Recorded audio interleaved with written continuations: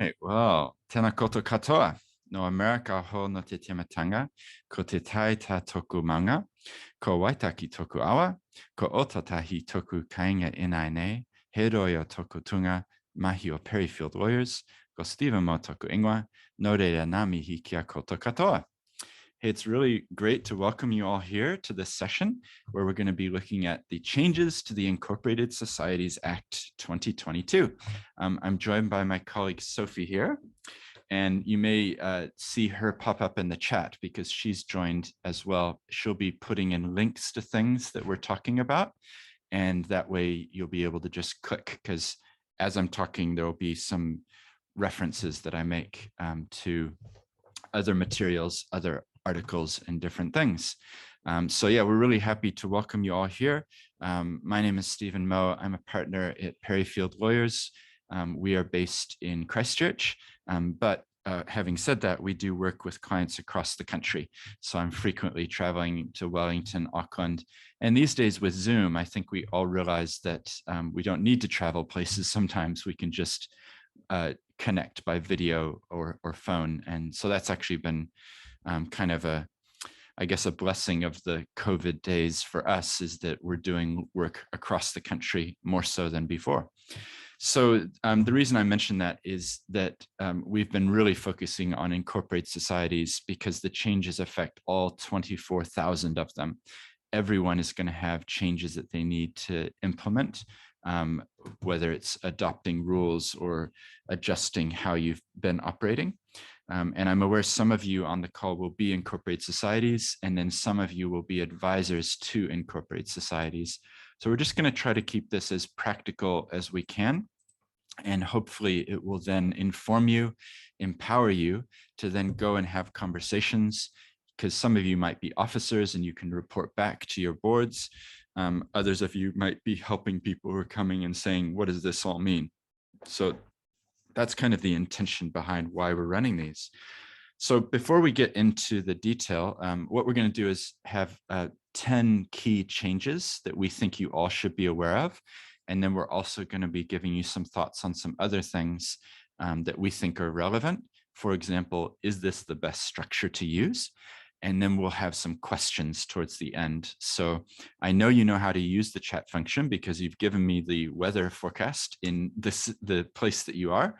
So feel free, as I'm talking, just feel free to type in the chat if you've got a question or you have a comment or some reference that you'd like to make. We want to make this as interactive as possible rather than sort of watching a screen.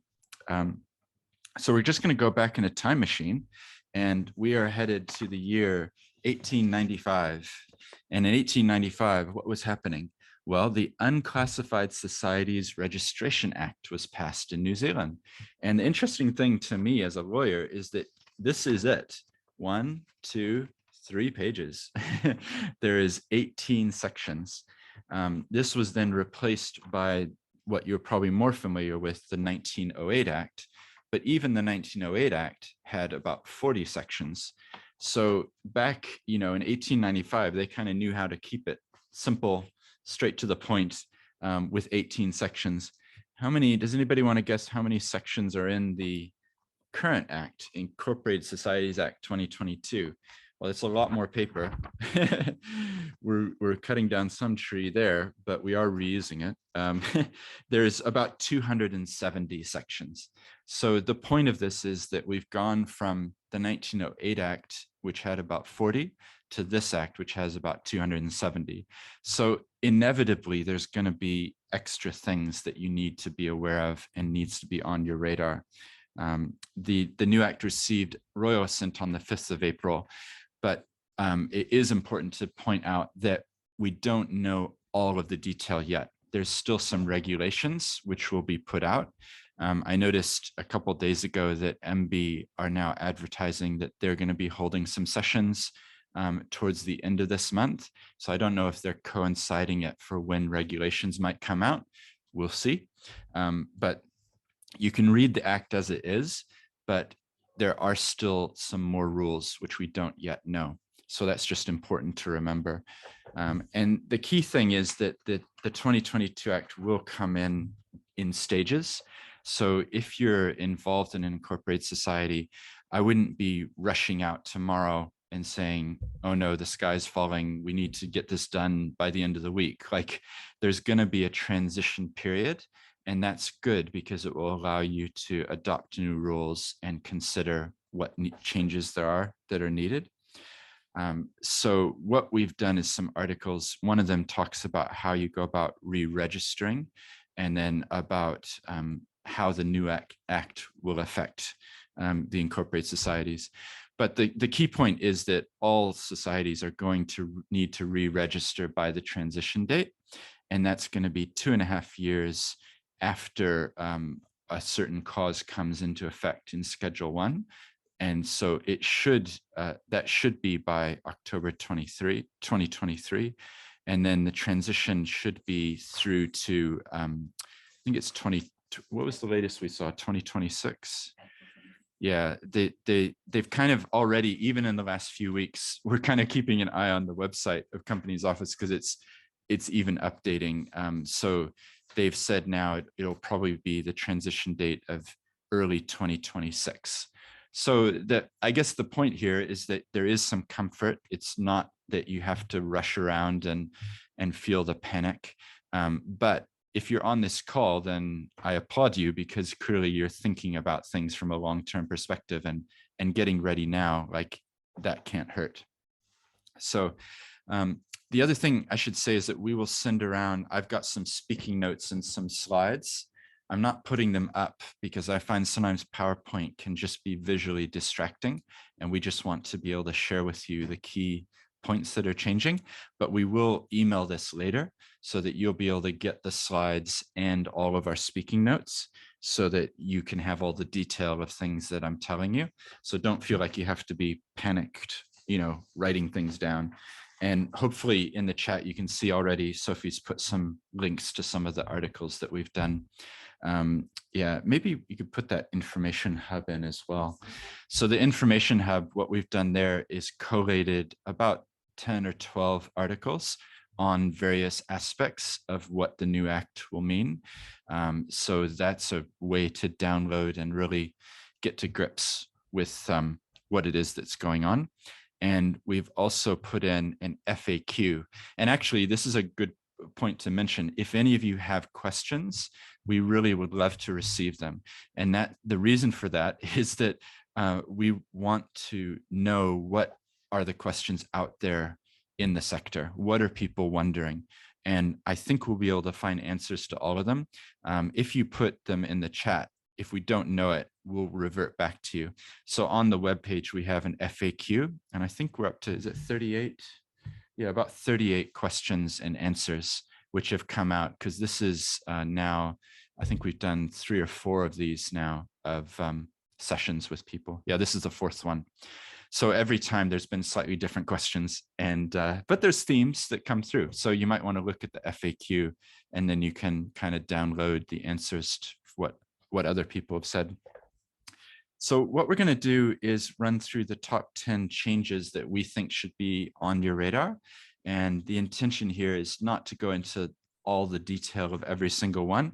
We just want to give you that overview picture so that you then can go have conversations with the people who you need to talk to.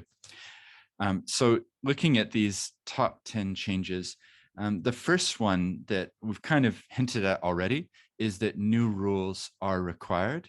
And that's important because there are new requirements. And for example, Section 26 of the new Act talks about membership, governance, general meetings, amendment procedures, dispute resolution procedures, the name, purposes, winding up. I think lots of you, if you're from an incorporated society or if you're advising them, lots of you probably have most of this, or at least quite a lot of it. But I'm willing to guarantee that no incorporated society has everything that is required in the new Act. So the short point is that you're going to have to adopt new rules. New rules will be required.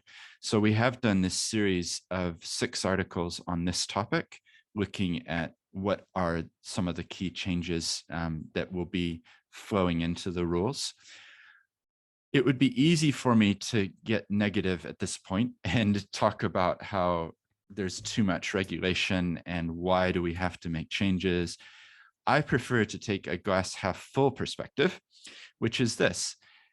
Many societies have existed for decades or even longer, right? Some of them are more than 100 years old. But how often have the rules even been looked at? And I'd be willing to place a bet that many rules are stuck in the bottom drawer somewhere and haven't been looked at for decades or a long time anyway. And that actually over time, the practice of how the entities are operating has drifted from what they're meant to be doing anyway. So quite often rules, constitutions will have things like meeting procedures. It will have how much notice needs to be given before you meet. It will have quorum provisions. It will have how do you vary the rules, all these types of things. And I think many societies have probably just not been complying with their own rules. So the point is here, is this an opportunity to look at your rules and say, actually, here's how we operate in practice, because this is a perfect moment in time to revisit it and to adopt rules that actually reflect what you do or what you want to do. So if you approach it that way, this is an opportunity to look at yourselves, look in the mirror and say, let's adopt rules which are really best practiced, best for governance, best for meeting procedures. Let's really tighten things up so that our organization can really jump to the next level. So I'd encourage you to just have that sort of an attitude when you're thinking about this. I know it's hard because it's like, oh, there's change needed, but if you approach it that way, then it becomes all of a sudden an opportunity to really reflect the best practice and the way you should act. So Sophie's putting some links in the chat there, and we're going to do a bit of a double act here. So Sophie, do you mind doing number 2? Absolutely. So the second change to consider under the new Act is that the new Act requires a society to have a committee. So under the old Act, a society didn't have to have a committee. It only needed officers. But now under the new Act, a society must have a committee, which includes 3 or more qualified officers. Now, this doesn't have to be called a committee. It could be a board or use some other name. The main thing is that that particular group of people are governing the society. Isn't that right, Stephen? Yeah, that's right. Perfect. And yeah. Under the new Act as well, it defines an officer, and an officer must be a natural person, have consented to being an officer, and have certified they're not disqualified under the new Act. There are a long list of disqualifications under the new Act, but these are largely similar to that in legislation regulating other groups. So things like the officer can't be an undischarged bankrupt. So that's nothing out of the ordinary as well. Back over to you, Stephen. Yeah, thank you. And I guess one of the principles in the new Act is that does seem to be a bit of flexibility. So there's reference to committees, but it's possible that you call what you do a board or some other name. And my view is that that's fine. There's a bit of chance to make your rules and how you operate bespoke to what you do. The third key change that we just wanted to outline is that there are some changes to officers' duties. And I use the word changes kind of liberally because actually these officers' duties have always been there. It's just they've been, if I'm using lawyer speak, they've been in the common law. So they haven't been codified and put into statute. So actually the changes, they're in sections 54 to 61.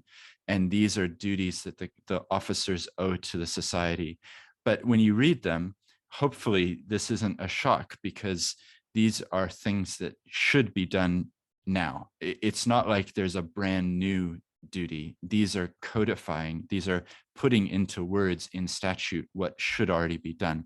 So it's things like this: the duty to act in good faith and in the society's best interests, the duty to exercise powers for a proper purpose, the duty to comply with the new Act and the society's constitution, a duty of care, and then 2, which were a little bit more controversial when it was passing through the readings is the duty not to create substantial risk of serious loss to creditors, and the duty not to agree to the society incurring obligations that it cannot perform. So some of you who are familiar with companies law, and Sophie and I do a lot of work with for-purpose companies as well. So this is very similar to sections 131 to 137 of the Companies Act 1993. And they're really codifying what was already there. But when it passed through the House in the final reading, some people were criticizing that the final two about risk of serious loss to creditors and the obligations, that those were more useful or used in a company context rather than in an incorporated societies context, which is more of a voluntary, nature. It's not for profit.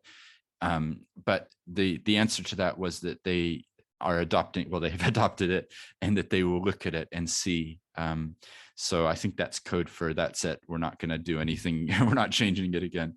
But the point is that there are duties which are codified. Again, I view this as potentially helpful for you when you're talking with your officers about what their duties are, because now there will be a clearly set out, this is what we need to do. So that's the third change. And the fourth one. Awesome. Thanks, Stephen. So the fourth change is a change to membership. So under the old Act, 15 members were needed to register as a society, which I'm sure you're all aware, but this is now changed to 10 members under the new Act. And under both Acts, a body corporate is still treated as being 3 members for the purposes of counting the number of members.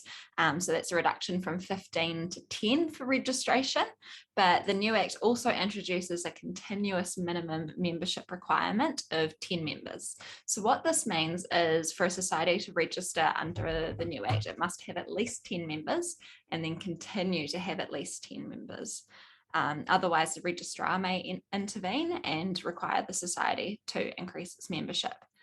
So this is important for smaller societies to be aware of, the 10 membership minimum, and there may come a time where a smaller society needs to call on family and friends to join just for a short period while they increase that membership minimum. Or it may be a good reason to switch to perhaps a charitable trust entity, which Stephen will discuss later as well. And the new Act also introduces a requirement for members to consent to being a member and for the society to keep a register of members with details such as their name, the last known contact details, and the date they became a member. And we think this is good practice, knowing who your members are, having them agree to being members, and then keeping details of how you can contact them. But the Act is just setting this out in law to make sure that all societies follow this good practice. Yeah, that's great. Thank you. It's interesting, though. I think we've been searching for the provision that says, like, powers if you fall below 10 and things. Like, we don't see much on that. So I don't know if, practically speaking, anybody's going to come knocking at the door and saying, hey, you're at 9 members, well, you're out of the club now. I think it's unlikely. But in some ways, it allows an easier threshold to be met because you only need 10 to get in as an incorporated society. And incorporated societies, I'll go into this in a bit, but they are traditionally viewed as more democratic. It's a group of people coming together, whereas a trust, it's often just 2 or 3 people. So the the fifth change is the conflict of interest procedures. So there's a whole section now, section 62 to 73 of the new Act, which introduces a conflict of interest procedure. And essentially, this requires officers to be disclosing when they are interested in a matter.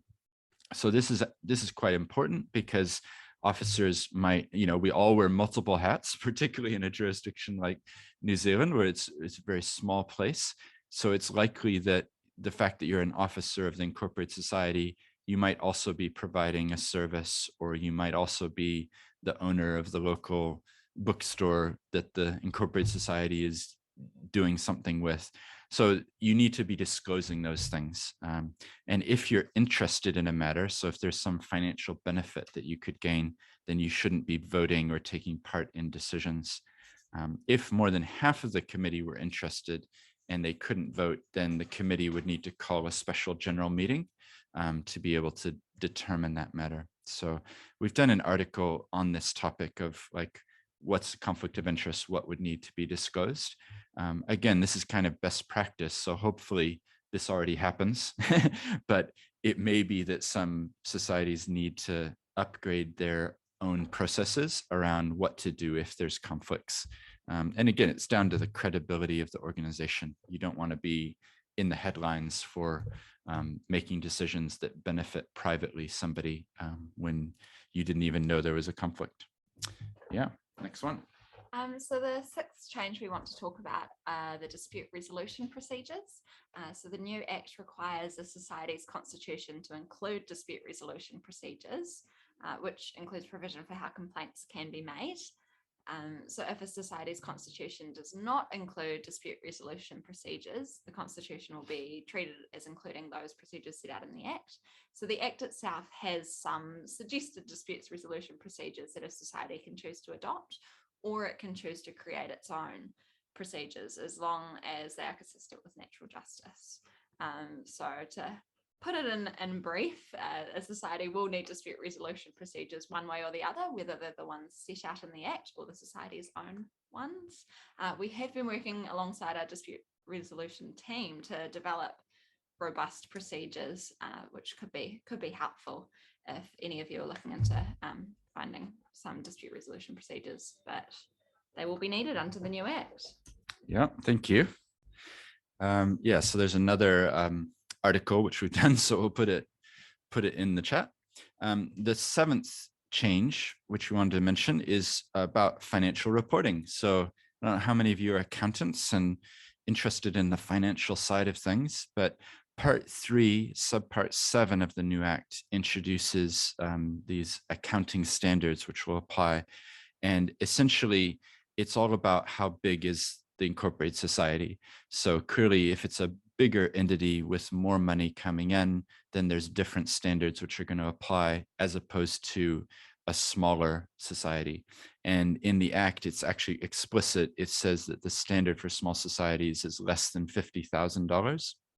So a small society can prepare their financial statements according to general accepted accounting practice, or a non-GAAP standard that applies for the purposes of these particular sections. So it's just to keep on your radar, talking, I guess, for most of us, talking with our accountants or people who are providing support about which level you're going to be qualifying under. And societies that are not small will need to use the XRB not-for-profit standards from the balance date when the society re-registers. So yeah, it's an interesting area. I've been fortunate to sit on the XRB advisory panel.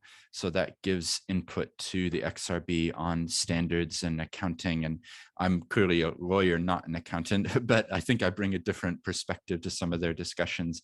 And I don't know if this is on your radar as well, but we're definitely moving towards an era where the reporting that's expected is moving away from just the figures on the page, but actually to what was the outcomes that were achieved? How did we support people? And, even visual, using graphs and pictures. And I think that's a trend that we're seeing in how do we report on the impact that we have. It's more than just the black and white numbers on the page.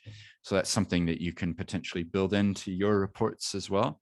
Actually makes them more interesting, probably. And the other thing, it's not really related to this point, but there's massive changes coming around climate reporting. So if any of you are interested in climate reporting, you should go to the XRB's website and have a look at the consultations that they've been running in terms of how do you report on your impact as an organization affecting climate.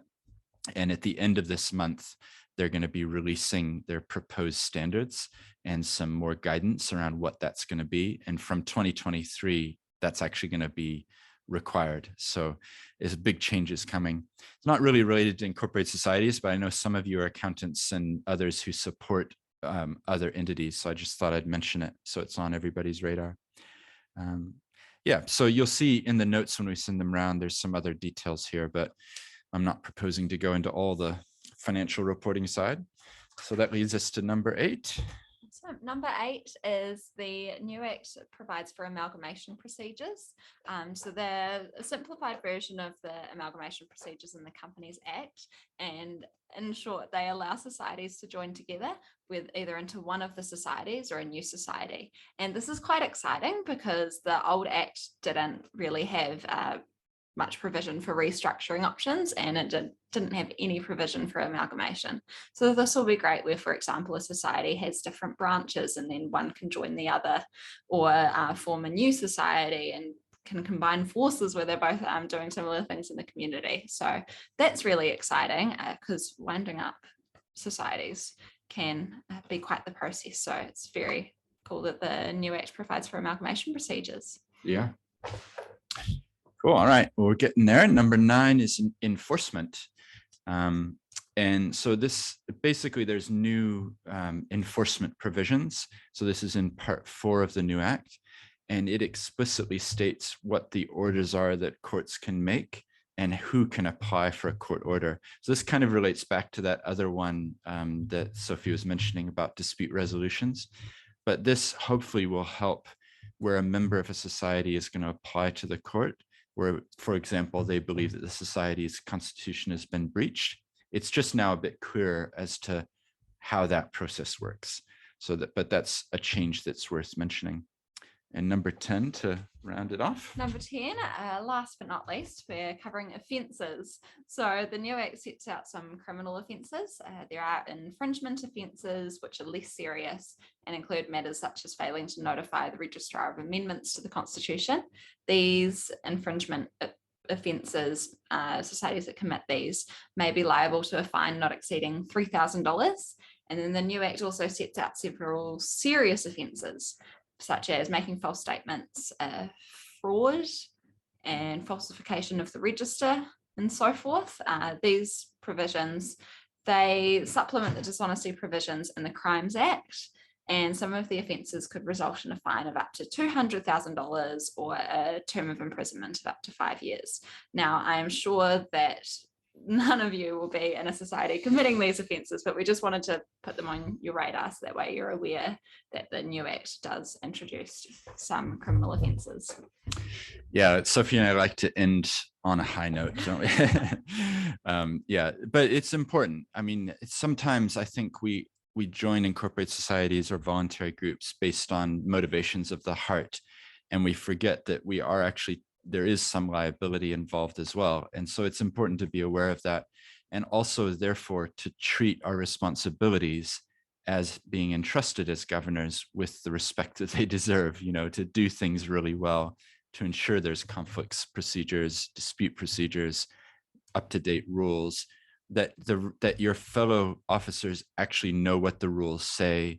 There's some basic things that unfortunately sometimes I think in the for purpose world, I'm trying to not use the word not for profit these days, so that's why I deliberately say for purpose, that sometimes we just don't hold ourselves to as high a standard as we could.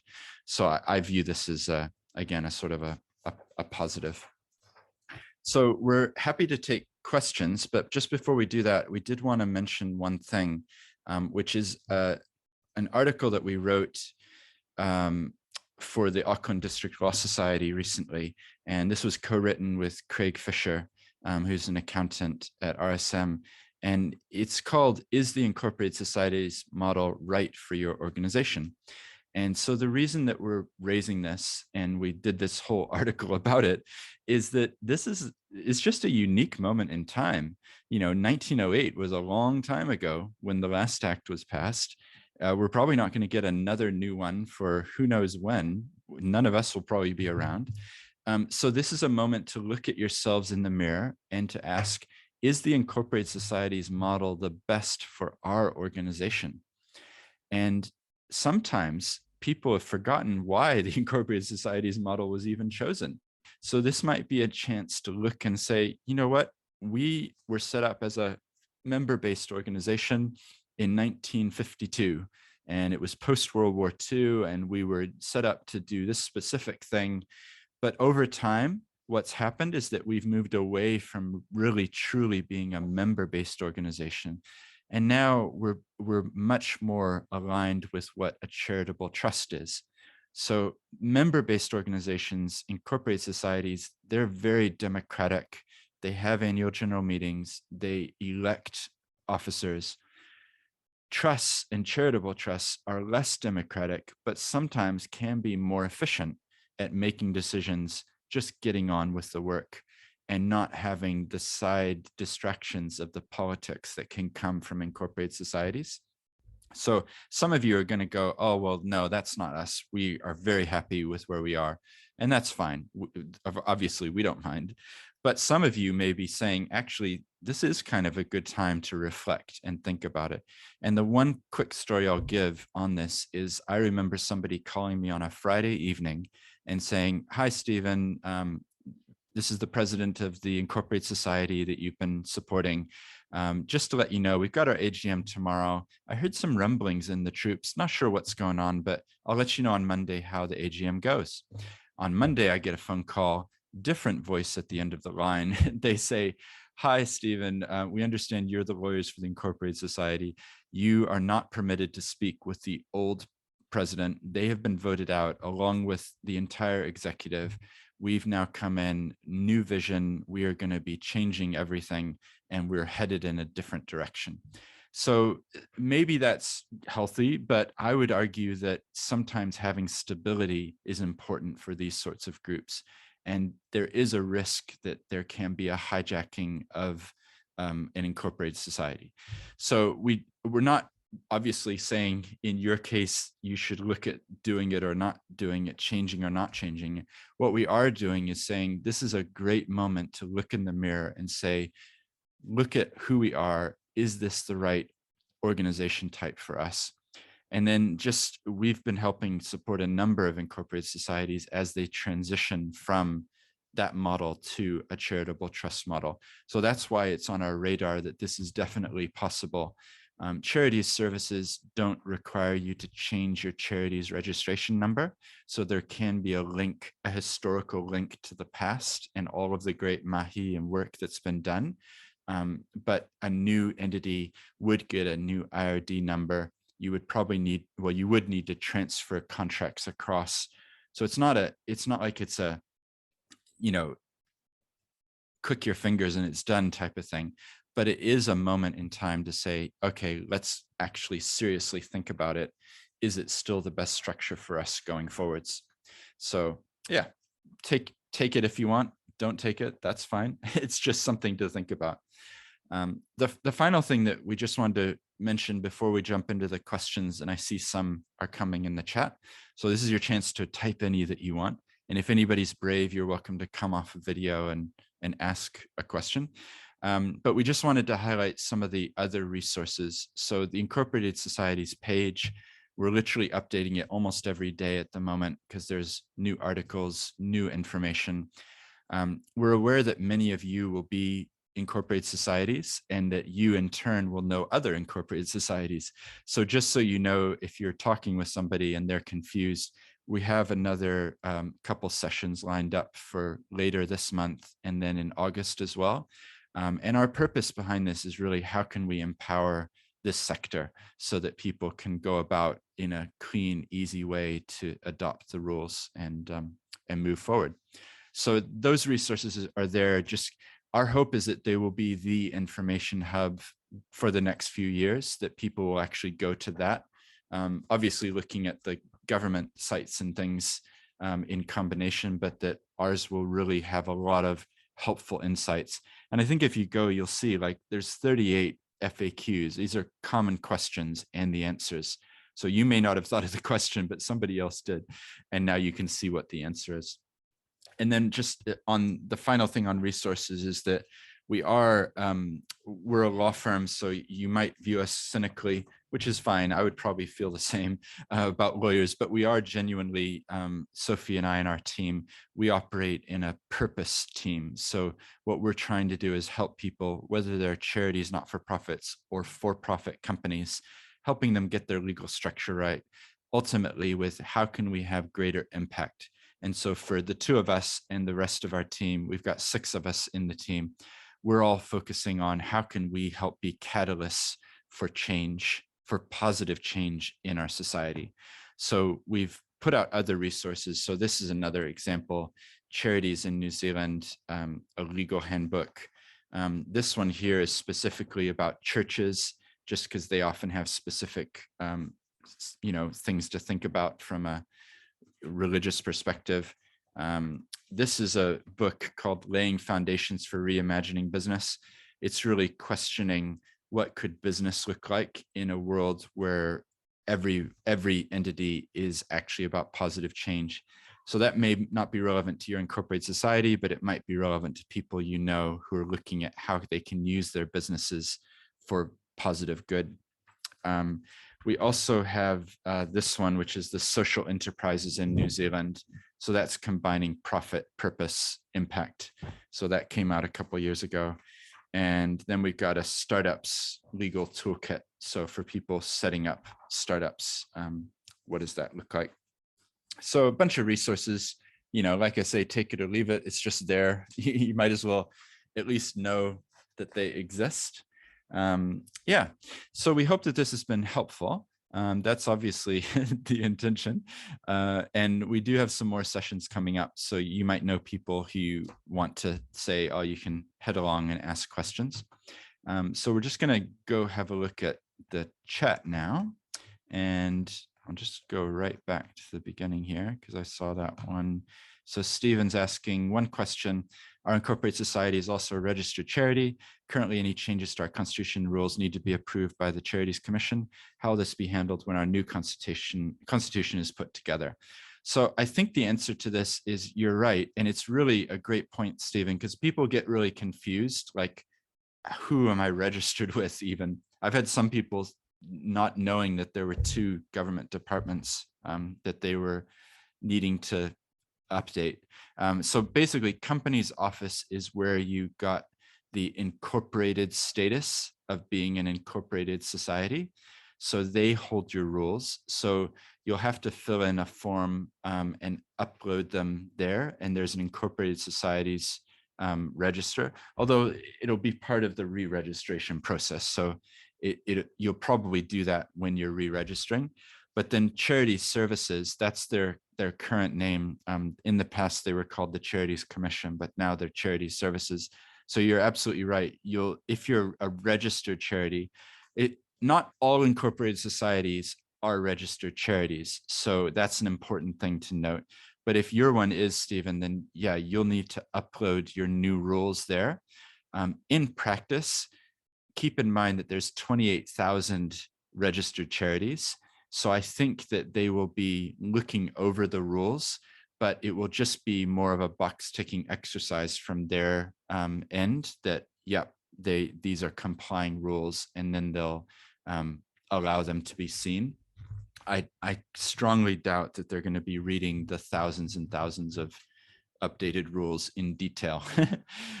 So as long as you're kind of on the right track and you're looking at those different articles we've done, hopefully that will help you get your rules up to speed with what's needed. But it's a great question. Thank you. And I don't think we'd had that one, had we? So that's a really good one. Thanks for that. And then Heather says, is it appropriate for a person employed by the incorporated society to be part of the governance body? Would this be a conflict of interest under the new rules? So I think the answer to that one would be, this is why it's good to have a committee or a number of people, because my view is that it would be possible for the person to be employed, but they shouldn't be the ones making decisions about their own employment. So you're right, it would be a conflict of interest if Stephen, the officer of the incorporated society, proposed that Stephen be paid this amount of money and it was passed by Stephen, like it needs to be separated. So I think you would declare your conflict of interest and you wouldn't be the one to make decisions about how much you were paid. And I think this would be something that would be built in the rules. What's your thinking? Like some authorization that you can be paid.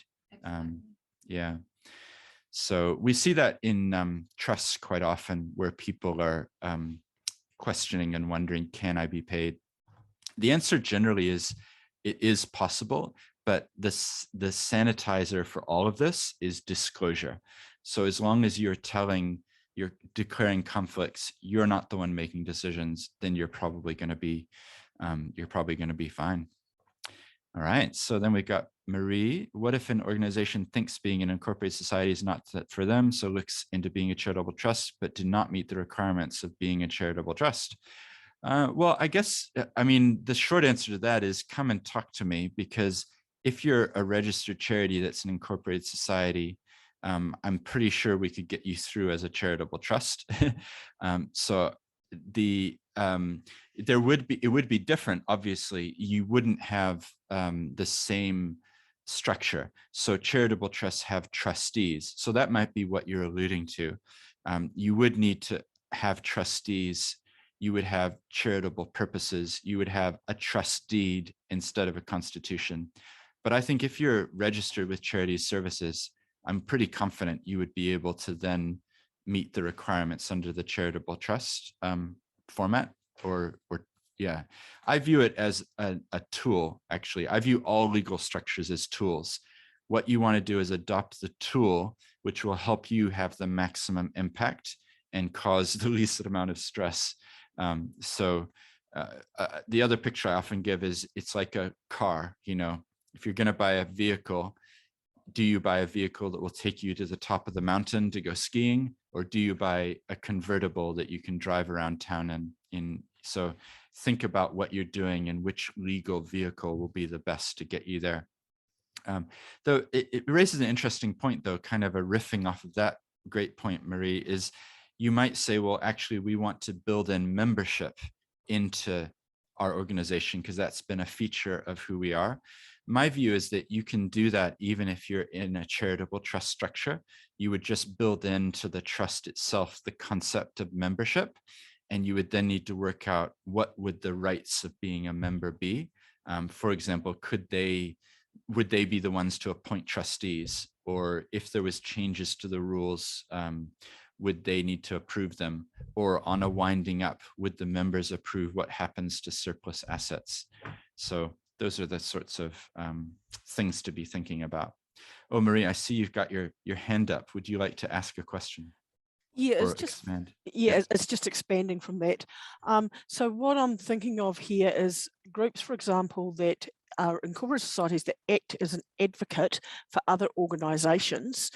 We've seen them be turned down for charitable status because under a charity they're seen, because they're advocating for other people, or for people, their members, it's been interpreted that they are political. Ah, interesting. And so they've been turned down from having charitable status and being able to be a charity. And the types of groups I'm thinking of here that I've seen it happen to, and they would probably stay as incorporated societies, are things like residents associations. Right. Well, that's a great question. I honestly haven't turned my mind to that specific fact scenario, so I'd be happy to engage with you separately, because that's interesting to me. And I always like to think about how it would work. I think one thing I would say is that just as a general landscape around charities, there have been some recent decisions, and some of you will be aware of them. That one came out last week.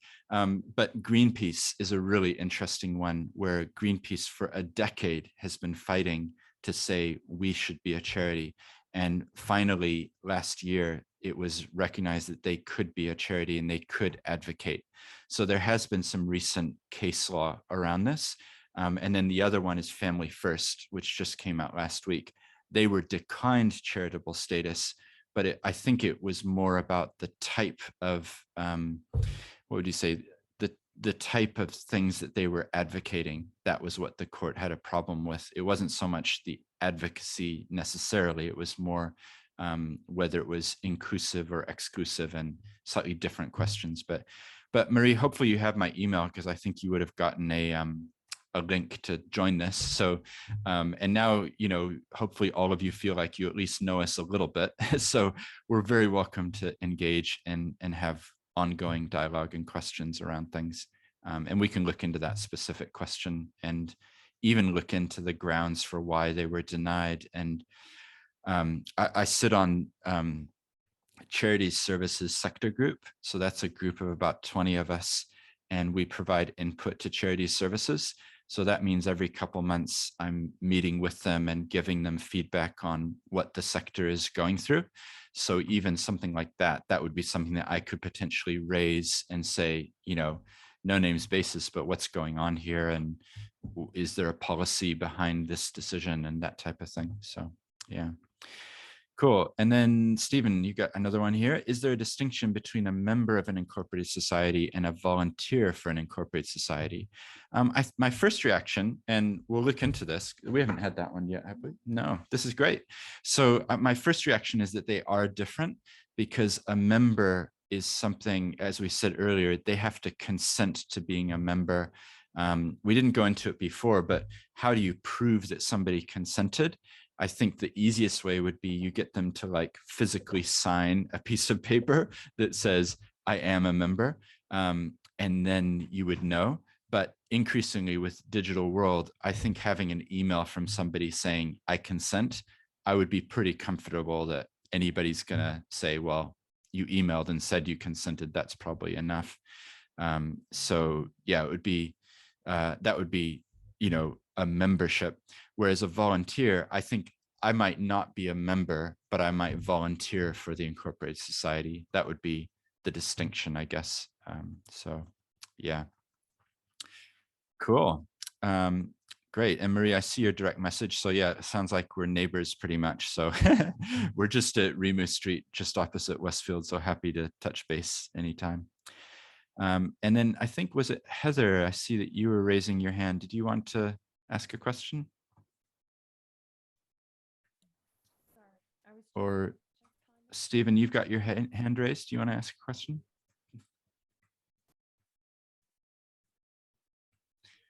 Yes, just following on from the question about volunteers versus members, there's actually two things that sort of come on from that. Firstly, you mentioned earlier we need to have a record in our membership register of when this member joined. That's not a piece of information we currently record, and we've got in excess of 100 members who joined at some point in the past. Are we able to sort of have some form of grandfather date that we can put in there?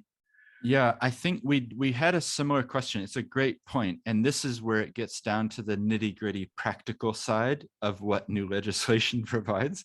So I think it's a great question. My view is that you would just say member as at X date 2022, or member as at re-registration. And that I strongly doubt that any government department is going to come knocking and saying, but what about Jane? You know, when did she join? That's my gut reaction to that. Did we come across anything else in their guidance on that point? Not on that point. Not on that point. No. Yeah. Yeah. I think, you know, like you say, you've got 100 members. I don't think they're asking you to go back and somehow make up the date that this person joined in 2007 or whatever. Yeah. Or 1964. Or 1964. Yeah. Yeah. Okay. Now, following on the question about volunteers versus members, we have, dare I say it, some of the sort of edge cases of people who we may or may not want to be as members of our society, who sometimes purport to speak for our society or disobey our rules. But as they're only volunteers, we don't have any powers to do anything about them. I see. So they're out in public saying things. Well, not necessarily, but I mean, things like we have workshops. I don't want to talk about workshops. I'm talking about where we do DIY and tram restorations and bus work and stuff like that. Oh, okay. Yep. So they are essentially, we have our own health and safety committee and all that sort of legislation. Yep. But as they're not members, they don't feel that they necessarily have to follow that stuff, or they can speak to members of the public saying, I'm a member, I'm doing this stuff for our organisation, without actually being a member of it and therefore able to speak. Yeah, well, I don't have a simple answer for you. I think it's about clarifying with them what they are allowed to say and what they are not allowed to say, and having a policy. Yeah, We've written a bit about the health and safety side of things and what applies to volunteers and at what point you're liable and things. So that might help. But that specific question, I don't know. It sounds like you've got some strong-minded people maybe who are wanting to represent things that they shouldn't. We've got people on both sides of the fence, one or two volunteers who don't actually want to follow health and safety, and one or two members who want to use the fact that they're members to beat up on, if that's the right term, the volunteers who are not behaving the way we would want them to. Yeah, I don't have a legal answer for you. I think it's probably a softer answer, which is clear communication and guidelines on what you can and can't do, and explaining why things are the way they are. Yeah. No, I hope that helps. By the way, is that a tram in the background on your screen there? It is. It's one that we're currently restoring. It's not in my office. Right. It's just my wallpaper for Zoom. Yeah, I figured, but that's cool. I like to see that. That's awesome. Well, you're quite welcome to visit our workshops if you're ever in that part of the world. We're based at the Ferrymead Heritage Park. Right. So if you want to send me, I'll send you a message offline and come around and see. To come down and have a look. Sounds great. Yeah, I've got 4 young children, so I'm sure they would enjoy it. Yeah. Okay. We'll just move to the next question. Heather, I think you've got your hand up. Do you want to ask? Can you hear me now? I was just wondering, and obviously a lot of the groups that we work with need to be a legal entity of some sort. I'm having trouble hearing you, actually. Do you think you could increase your volume or... Can you hear me now? I can hear you, but you sound like a little mouse. Oh, I don't know how to change that. How do I change that? Do you want to try, do you mind typing it in the chat? Would that be okay? And then I'll read it out.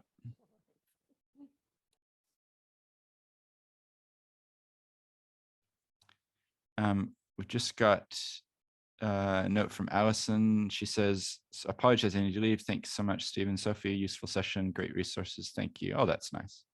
And here's another question. Can membership of incorporated societies be free if the person consents to being a member? I think the answer is yes. It can be free. It's interesting to think through, riffing off what Stephen's saying, is what are the criteria for people to be members? But yeah, it can be free. Yeah. Okay. Oh, here's a suggestion from Marie. This is great. We're brainstorming together. For you, Stephen, she said, how about having part of the rules say something that covers who is able to represent or speak on behalf of the organization? Also the possibility of something written into the volunteer agreements. There you go. There's some food for thoughts. Marie, would you like to speak to that one? Got your hand No, up. but what I would like to speak to is what Heather was saying, because Heather and I are in very close proximity to each other. So if you can hear me, she spoke to me about what she wanted to say. So we both work for Christchurch City Council as advisors, and part of the requirements for an organisation to be funded over a certain amount is that they have to be part of a legal entity. So how, if for example, a group is not going to be an incorporated society, how easy is it for them, or how easy will it be for them to become a charitable trust, or to have that charitable trust status?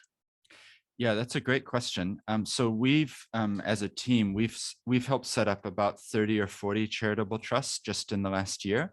So from our perspective, it's relatively easy because we're doing it all the time. I think it's just a case of working out what would the charitable purposes of the trust be, and being clear on what those are, and then making sure that they're going to fit the criteria of being a charity, and then being clear on who are the trustees. So you need to have some trustees to be the governors, but there doesn't need to be that many. There can be 2 or 3. It's not like a onerous thing. And then there needs to be a name of the trust. So what we tell people is, if you can come to us with 3 things: what's the name of the trust? Who are the trustees? What are the purposes? Then as long as the purposes are charitable, which we then help people get through, as being charitable, there shouldn't be major issues with setting up. So yeah, for groups that don't meet the 10 people threshold, or who want a simpler, in some ways, structure, then yeah, charitable trust would be an option. And I would recommend that you, if it's of help to people, with this guide here, Charities in New Zealand, a Legal Handbook, we go through all of the different options and the process to set things up. So yeah, that's just a free download that if you email me later, you know, I think we even put it in the chat already. So hopefully that's a resource that people will find helpful. Yeah. But if you're in Christchurch as well, like we are literally down the road from you, it sounds like, so happy to connect with you, Heather and Marie, and explain kind of options and get, because you've got an important role as a catalyst for then helping community groups and others to then go out and do their good work. But often there is this jump from like, I've got a great idea, I want to help young children to do ABC, and people want to give me money, but how do I get into, you know, I call it the legal vehicle that I can drive into the future, that Rata Foundation, City Council, private donors, lottery funding, you know, that can then receive the money. So yeah, cool. All right. And thanks, this is great. Marie, I need to hire you to just be on all the time. You're giving lots of ideas here. A volunteer agreement could be a good idea, as part of it could also include that the volunteers abide by health and safety. And Stephen had said, we already have rules which says who can speak. Volunteers don't feel constrained by these and don't actually sign anything. Do we need such a volunteer agreement? Yeah, well, it's actually a good idea. It would force people to take it a bit more seriously. Like, if you want to volunteer, here's our code of practice, and here's what you can and can't do. I know it kind of formalizes sometimes, and you don't want to, you know, if people are volunteering, it's like there's not many people out there who do that, but at the same time, it might avoid some of the issues. So, and then cool. Well, we're going to finish up, I think, but thank you, Charmaine, for your comment there. Thank you, Sophie and Stephen. Great info, and thank you for sharing. And if you're still on, Charmaine, keep up the great work you're doing in Wellington and across the country with providing accounting support at Fairground Accounting. Yeah, so hopefully you get the sense, you know, you've now kind of met us virtually. I think we're pretty friendly, pretty approachable. So if you have ongoing questions, we are trying to do a lot of these sorts of sessions. We also do monthly Zoom calls for the for-purpose sector, and there's about 750 people on that email list. So if you email me, I'm happy to add you. Every month we're hearing from a different sector leader. So last month it was the head of Rare Disorders New Zealand and the head of the Akina Foundation. We call these impact calls. And so we've heard from the head of Philanthropy New Zealand, the head of IOD, Institute of Directors, you know, all variety. The point is that often we get in silos of thought and we end up talking to people who we see every day, and we forget that, oh, what's happening in the Rare Disorders New Zealand scene? Like, it would be interesting to know what they're facing and then learn from them, because collaboration, that's how we can actually innovate, you know, to learn and grow together. So cool. Well, thank you, everybody. And yeah, if you want to reach out, we are helping people doing preliminary reviews of rules as well. And we're generally, you know, charging some money for it, but not as much as you might think, to provide input and comments on what are the things we think will need to change.